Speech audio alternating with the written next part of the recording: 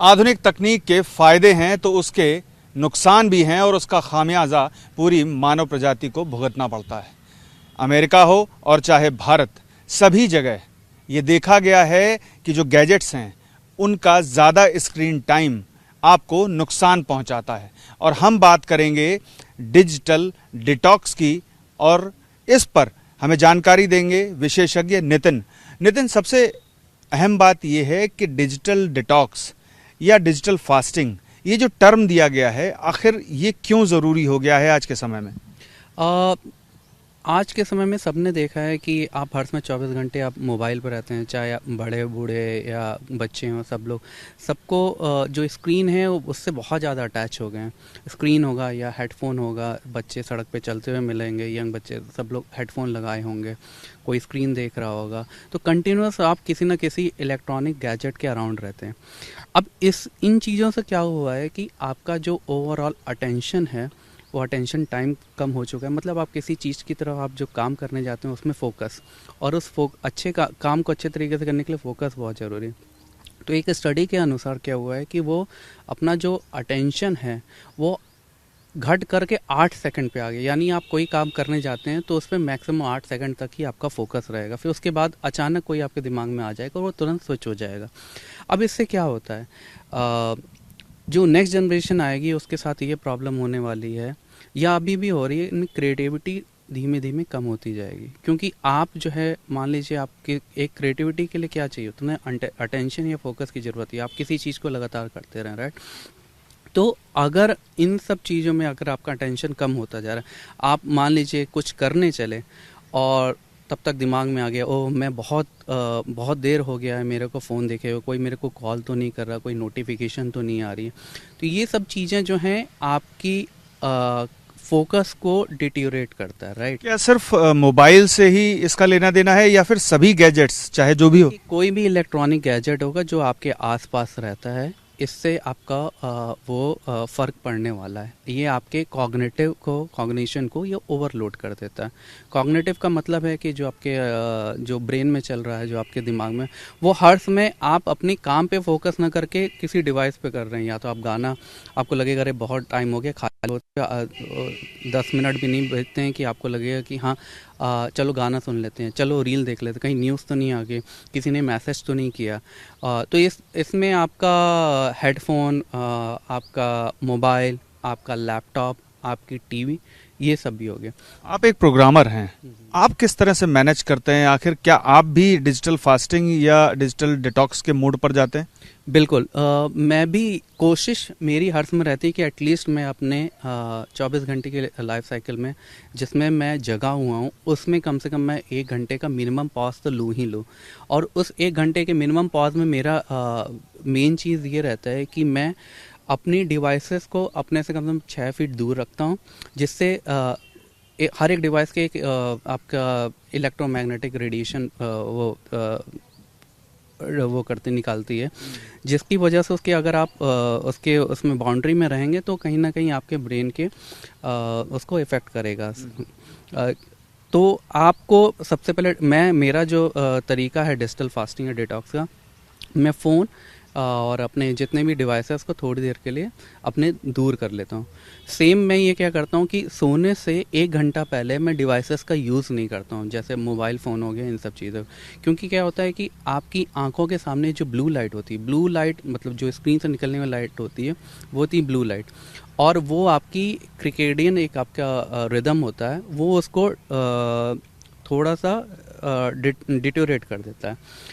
उससे क्या होता है कि आपकी जो स्लीप डिप्राइव हो जाते हैं, आपको नींद देर में आएगी या धीमे धीमे आपकी साइकिल जो है वो बहुत डिले हो जाएगी आपकी।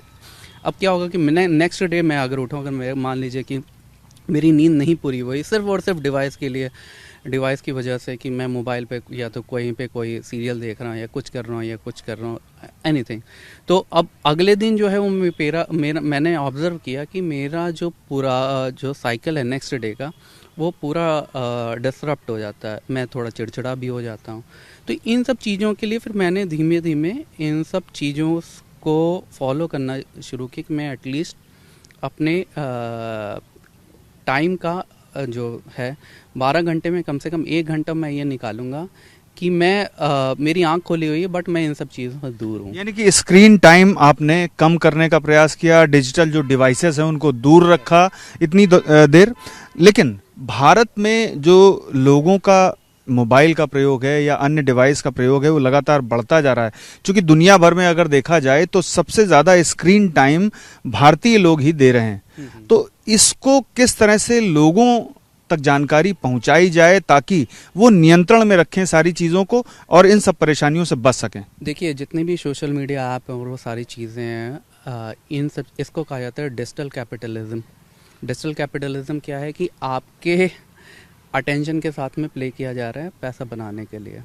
तो इस डिजिटल कैपिटलिज्म से बचना ही आपको आपके पहले ये अवेयर होनी चाहिए कि अगर आप स्क्रीन देख रहे हैं सोशल मीडिया या जो भी आप यूज़ कर रहे हैं, चाहे वो आप मान लीजिए कोई ट्विटर, फेसबुक, इन सब चीज़ों में जाके आप यूज़ कर रहे हैं, तो इससे किसी और का फ़ायदा हो रहा है। और उन्होंने एल्गोरिदम इसी तरीके से डिज़ाइन करी है कि आपकी अटेंशन वो पा सकें। आज के समय में आप जैसे रील्स होती हैं वो ज़्यादा से ज़्यादा मिनिमम 5 सेकंड, 8 सेकंड, 10 सेकंड, तो वो इसी हिसाब से डिज़ाइन करी गई हैं कि आपके जो मैंने जैसे पहले बोला कि 8 सेकंड का आपका वो रह गया अटेंशन टाइम, कि आप तुरंत स्विच कर जाते हैं। यानी कि 5 से 8 सेकंड के बीच की बनाते हैं तो आपका अटेंशन जो है फिर डाइवर्ट होता है, तब तक वो दूसरी रील पे आप चले जाते आ जाता है। तो यानी आपका जो इंटरेस्ट है वो इंटरेस्ट हर 8 सेकंड के बाद आपका चेंज हो रहा है, राइट। तो इसका मतलब है कि एक तरीके से आपका एक्चुअली कोई इंटरेस्ट नहीं है, यू आर जस्ट आप क्या कर रहे हो, सिर्फ इन्फॉर्मेशन ले रहे हो। लेकिन बच्चे भी इसके लगातार आदी हो रहे हैं बहुत ज़्यादा।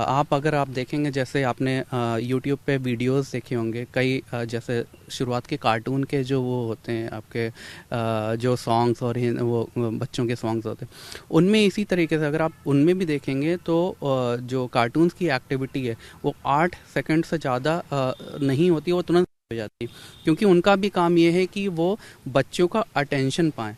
और तुरंत जैसे ही स्विच होता है तब तक आपका, यानी आपको ये नहीं पता चला कि आपका वो इंटरेस्ट एरिया है कि नहीं, तब तक वो दूसरी चीज़ आ गई। तो वो इंटरेस्ट एरिया ख़त्म होने पहले तीसरी चीज़ आ गई, फिर चौथी चीज़ आ। तो ऐसे ही सेम रील के साथ में होता है, सेम इवन हर एक में आप देखेंगे कि आपने जितने भी ऐप हैं सबके आपने नोटिफिकेशन ऑन कर रखे हैं। जैसे ही आपके पास एक नोटिफिकेशन आए, कोई बेल बजी, नोटिफिकेशन बेल आई मीन, तो वो तुरंत जाके आपको तुरंत आया, आपने मोबाइल उठाया, अरे क्या है, पता चला वो ऐड है। मेजरली आपके जितने भी ऐप्स हैं, जितने भी ई कॉमर्स के ऐप हैं, जितने भी आपके इवन न्यूज़ के ऐप हैं, जितने भी सोशल मीडिया ऐप हैं, इन सब में यही रहता है, ये आपके अटेंशन के साथ प्ले। दुनिया में जो तमाम देश हैं, जो विकसित देश हैं खास तौर पर, वो ये चीज़ समझ चुके हैं, वो किस तरह के कदम उठा रहे हैं और भारत को भी क्या ये सारी चीज़ें करने की ज़रूरत है? देखिए, इसको तो कदम उठाने के लिए मेरे हिसाब से तो ये अपने लेवल पे ही है। जैसे, लेकिन अवेयर भी तो होना चाहिए। बिल्कुल अवेयर होना चाहिए। जैसे आपके फ़ोन देखिए, एप्पल और एंड्रॉयड के फ़ोन है, उसमें फ़ोन है, उनमें आप देखेंगे कि वो देते हैं कि आपने कितने घंटे अपने फ़ोन पे रहा, कितना स्क्रीन टाइम देते हैं, किस ऐप पे आपने कितना टाइम वो किया। बट आई थिंक कुछ देर बाद आप उसे देखना बंद कर देते। मेरे साथ भी ऐसे हुआ, मैं अपनी प्रैक्टिकल बात कर रहा हूँ कि वो जैसे स्क्रीन टाइम इसने दिखाया कि मैं पहले 6 घंटा यूज़ करता था, कभी 4 घंटा, फिर धीमे धीमे ये जो चीज़ है उस पर आप अटेंशन देना बंद कर देते हो। बट इट्स अ गुड अगर आप उस चीज़ को मॉनिटर कर पाते हैं कि आपका कितना आप मोबाइल या अदर डिवाइसेस पे हैं। लेकिन बहुत सारे लोगों का काम इन्हीं डिवाइसेस पर टिका होता है और बड़ी बड़ी कंपनियां जो हैं लगातार ड्यूरेशन बढ़ा रही हैं। तो ऐसी स्थिति में अगर जो ह्यूमन है उसको बचाने के लिए या उसके जो तौर तरीके हैं उसको कायम रखने के लिए क्या एक सरकार के स्तर पर भी कदम उठाया जाना चाहिए? सरकार तो सिर्फ आपको अवेयरनेस फैला सकती है, लेकिन फॉलो तो आप ही को करना होगा, क्योंकि आप सरकार ये नहीं कह सकती भाई ये ऐप ही बंद कर दो, क्योंकि इस पे बहुत ज़्यादा डिपेंडेंसी है लोगों की। हम लोग ऑफिसेज में हम लोग भी अपने एम्प्लॉयज़ को ये कहते हैं कि आप मोबाइल का यूज़ कम से कम करें। हमने भी देखा है कि मोबाइल के यूज़ की वजह से जो एक्चुअल जो उनका जो टास्क है उस टास्क पे भी बहुत हैम्पर पड़ा है, बिकॉज आप देखेंगे एम्प्लॉयज़ भी वो कंटिन्यूअस मोबाइल को चेक करते रहते हैं।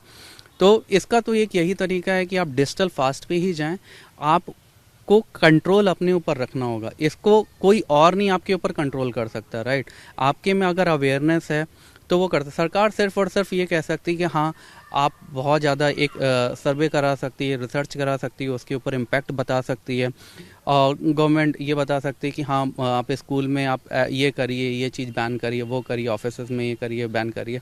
ये सिर्फ नोटिफिकेशन, लेकिन ये एक इंडिविजुअल लेवल पे आपको अपने आप को रोकना पड़ेगा। लेकिन बच्चों को ये जानकारी देने और पेरेंट्स को निगाह रखने की बहुत ज़रूरत है। बहुत ज़्यादा ज़रूरत है, क्योंकि बिना इसके होने वाला नहीं है। और मैं तो ये कहूँगा बड़ों के बच्चे के साथ में पेरेंट्स तो कुछ हद तक स्टार्टिंग में कंट्रोल करने की कोशिश करते हैं, लेकिन फिर बाद में ये होता है कि बच्चा चलो खाना नहीं खा रहा है तो हम उसको मोबाइल पकड़ा देते हैं, पर धीमे धीमे वो चीज़ के आदी हो जाते हैं, और ये एक तरीके का एडिक्शन है। क्या मानसिक बीमारियां भी हो सकती हैं? बिल्कुल हो सकती हैं। आपका जो कई न्यूज़ेज आई हैं, कई न्यूज़पेपर पे आया है कि 12 या 10 या 12 साल का बच्चा है, उसको गेम खेलने नहीं दे गया तो उसने अपने मम्मी पापा को ही मार दिया। कई न्यूज़ेज आए हैं। अब किसी ने मोबाइल नहीं मिला किसी और बच्चे को तो उसने खुद ही आत्महत्या कर ली। तो ये बहुत ज़्यादा इम्पैक्ट पड़ रहा है इन सब चीज़ों से। तो इसीलिए आपको छोटों के साथ में बड़ों को भी इस चीज़ पर ध्यान रखना चाहिए कि आपको कुछ ना कुछ समय निकालना पड़ेगा स्पेसिफिकली, जिसमें आप अपने आप को इन डिवाइसों से अलग कर पाए। मैं एक चीज़ और बताता हूँ कि कुछ साल पहले मेरे एक दोस्त है, वो एक ट्रैवल कंपनी चलाता है, तो उसने डिजिटल डिटॉक्स करके अपने ट्रैवल एक आइटनरी बनाए थे, जिसमें वो लोगों को ले जाता था पहाड़ों पे, और ले जाने से पहले वो सबके मोबाइल पहले ही रखवा लेता था। मतलब आप डेस्टिनेशन पहुंचे, आपके मोबाइल जो है वो जब तक आपकी ट्रिप कंप्लीट नहीं हो जाती तब तक आपको मिलेगा नहीं। और उससे लोगों ने बहुत ज़्यादा फ़ायदा देखा, और उसका वो कंटिन्यूस इस प्रोग्राम को चलाता रह रहा है डिजिटल डिटॉक्स के नाम से। आप क्या अपील करना चाहेंगे लोगों से एज ए एक्सपर्ट, चूंकि आप इस बारे में सबसे बेहतर जानते हैं और लोगों को जागरूक कर सकते हैं? बिल्कुल, मैं यही कहूँगा कि देखिए आप चीज़ें फॉलो करें। सबसे पहले आप शुरुआत करें कि 15 मिनट से आप अपने आप को सारी डिवाइसेस से दूर रखें। एटलीस्ट वो 6 फीट दूर हों। इसके पीछे का रीज़न ये है कि हर एक डिवाइस जो है इलेक्ट्रोमैग्नेटिक रेडिएशन, चाहे वो आपके ईयरबड्स हो उसमें मैग्नेटिक रेडिएशन निकलता है, आपके जो फ़ोन्स हैं उसमें जो है वो इलेक्ट्रोमैग्नेटिक रेडिएशन, स्पेशली जो बैटरी होती हैं वो निकलता है। और ये सेम आपके जो मोबाइल फ़ोन के जो रेडियो फ्रिक्वेंसी है उससे भी रेडिएशन निकल, ये सारे आपके ब्रेन को, आपके हियरिंग और इन सब चीज़ों में बहुत ज़्यादा इम्पैक्ट करते हैं। एग्जैक्टली। इससे क्या होगा कि आप जो है वो आपके ओवरऑल जो अटेंशन है उस पर इम्पैक्ट करेगा, एडिक्शन आपका बढ़ जाएगा। तो इन सब चीज़ को पहली बात तो अवॉइड करें। फिर उसके बाद आप शुरुआत करें कि 15 मिनट तक मैं इन डिवाइसेस को एकदम यूज़ नहीं करने वाला हूँ, चाहे जितनी नोटिफिकेशन आए। फिर धीमे धीमे आप इस ड्यूरेशन को बढ़ाइए, आपको 1 घंटे तक आप लेके जाइए, और ये कोशिश करिए कि आपका फोकस बना रहे। और दूसरी बात यह है कि आप जो ये नोटिफिकेशन फ़ोन्स के हैं उन नोटिफिकेशंस को ऑफ़ करिए। कई फ़ोन्स में आपके 2-3 मोड हो, जैसे वर्क मोड रहता है, फोकस मोड रहता है। इससे क्या होता है, ये प्रोफाइल्स होते हैं जिसमें आपकी नोटिफिकेशंस नहीं आएंगे। तो ये सॉफ्टवेयर लेवल पे भी किया गया है, फ़ोन्स में भी, एंड्रॉयड फ़ोन है, एप्पल फ़ोन्स में, कि आप अपने जो काम कर रहे हो उस पर आपका अटेंशन पूरा है। दूसरा, आप अपने बच्चों को फ़ोन कम से कम यूज़ कराएं, और इसकी एडिक्शन या लत ना लगने दें, क्योंकि इससे उनको फ्यूचर में बहुत ज़्यादा इम्पैक्ट पड़ने वाला है। यानी कि नियंत्रण बहुत ज़रूरी है। तो अपने जीवन में नियंत्रण लाएं और डिजिटल डिटॉक्स या डिजिटल फास्टिंग ज़रूर करें, ताकि आप आधुनिक तकनीक का भी प्रयोग करते रहें और स्वास्थ्य का भी ख्याल रख पाएं। पीयूष पांडे, TV9 भारतवर्ष, नई दिल्ली। मोबाइल और जितनी भी स्क्रीन के हम लोग चीज़ें यूज़ करते हैं तो उसमें बहुत सारी परेशानियाँ आती हैं। अगर हम आजकल पूरे समाज में ज़्यादातर प्रभावित अभी आजकल हमारे बच्चे और बुज़ुर्ग लोग रह रहे हैं, क्योंकि आमतौर पर शायद उनके पास समय थोड़ा अलग तरीके का रहता है और बुज़ुर्ग लोग किसी लोगों से बात नहीं कर पाते। तो बात करें तो सर्वाइकल स्पॉन्डिलोसिस एक पुरानी समस्या रही लोगों के पास, जो कि कंप्यूटर में काम करते थे और कुछ करते थे, बट उनके हाथ में मोबाइल आ गया। तो लगभग सारे लोग मोबाइल सुविधाजनक होने के कारण उसको यूजुअली ऐसे हाथ में लेके रखते हैं। अब मान लीजिए इस मोबाइल को मैं ऐसे हाथ में लेके रखे हुआ हूँ, तो मेरी सारी की सारी मांसपेशियाँ हाथ की कंधे तक और गर्दन तक वो दिन भर तनाव में रहती हैं। तनाव में होने के कारण वो थक जाती हैं। थकने के कारण उनमें अकड़न आ जाती है। तो सर्वाइकल स्पॉन्डिलोसिस जिसमें चक्कर आना, कभी कभी उल्टी आना, ठीक है, और झंझनाहट होना, पकड़ कमज़ोर होना, वीकनेस हो जाना, ये एक प्राइमरी समस्या रहती है जिससे हमारे पास लोग बाग आते रहते हैं। और उसके लिए जैसे बच्चे हैं, अब बच्चों के साथ समस्या क्या है कि मतलब ये शायद सामाजिक, ये सिर्फ मोबाइल की ही नहीं, मतलब ये पूरे समाज परेशान है इस मोबाइल से। तो सारे बच्चे लगभग ऐसे गर्दन झुका के दिन भर मोबाइल में लगे रहते हैं और उनको उल्टी, चक्कर और सबसे ज़्यादा इरिटेशन, क्योंकि जब भी स्क्रीन आपको कैच करती है तो इट्स लाइक ए एडिक्शन। जैसे मान लीजिए किसी भी एक नशा करता है कोई इंसान, शराब पीता है या कुछ और चीज़ें करता है, तो मोबाइल एक तरह का एडिक्शन बनता जा रहा है, खासकर बच्चों के लिए। अगर आप कभी किसी बच्चे से मोबाइल छीन के देखिए तो आप पाएंगे कि वो एकदम चिड़चिड़ा हो जाता है, उसको लगता है कि क्या करूं मैं। और सिर्फ बच्चा ही नहीं, बड़े भी, आप किसी से भी 2 मिनट के लिए उसका मोबाइल छीन लीजिए तो वो ऐसे ढूंढने लगता है कि मेरे हाथ में कुछ शायद मिसिंग है, ठीक है। तो इससे हमें बचने के लिए क्या करना है कि कोशिश करना है कि हमारे जो पुराने तरीके थे, जिस तरह से हम लोग रहते थे, बातचीत करते थे, घूमने जाते थे, सवालों के जवाब एक दूसरे को देते थे, वो चीज़ें हम लोग ज़्यादा बढ़ाएं। तो मोबाइल का प्रयोग कम से कम करें जितना हो सके। अच्छा, एक चीज़ और आपसे ये जानना चाहूँगा कि जो मांसपेशियाँ या हड्डियों से इतर जो समस्याएं आती हैं वो क्या हैं? इसके अलावा आप कहना चाह रहे हैं? तो इसके अलावा देखिए, इरिटेशन, फोकस और हमेशा लगाव मोबाइल की दुनिया के साथ ज़्यादा, बजाय उसके कि जो आम जनता है, मतलब जो हमारे, जैसे आप मुझसे बातें कर रहे हैं, तो आपने पाया होगा कि जैसे हम लोग बातचीत कर रहे होते हैं तो अगर किसी की मोबाइल की घंटी बज जाती है तो तुरंत ही इंसान सामने बैठे हुए इंसान से अलग होके, एक शायद स्पैम कॉल ही हो, उसके लिए बहुत ज़्यादा विचलित हो जाता है, चिंतित हो जाता है। तो जैसे मैंने आपसे पहले भी कहा कि एडिक्शन, तो ये नशे की तरह की, ये नशा हमें तुरंत ही खींचता है, अपनी तरफ पकड़ के रखता है। तो ये बड़ी समस्या है इस वक्त। डिजिटल फास्टिंग या डिजिटल डिटॉक्स, ये एक टर्म आ रहा है नया जो डॉक्टर सजेस्ट करते हैं आमतौर पर डिवाइसेस ज़्यादा यूज़ करने वालों को। हाँ, ये देखिए, जब भी कभी इस तरह की कोई डिवाइसेस बनी थी तो पहले इनका काम होता है हमारा सपोर्ट, ना कि हम इसके सपोर्ट में चले जाएं। तो डिजिटल डिटॉक्स से मतलब है कि जैसे आप सुबह उठते हैं तो आप कोशिश करें कि उठने से 1.5 घंटे या 2 घंटे तक आप अपने डिवाइसेस यूज़ ना करें, अगर वो बहुत ज़्यादा ज़रूरी ना हो।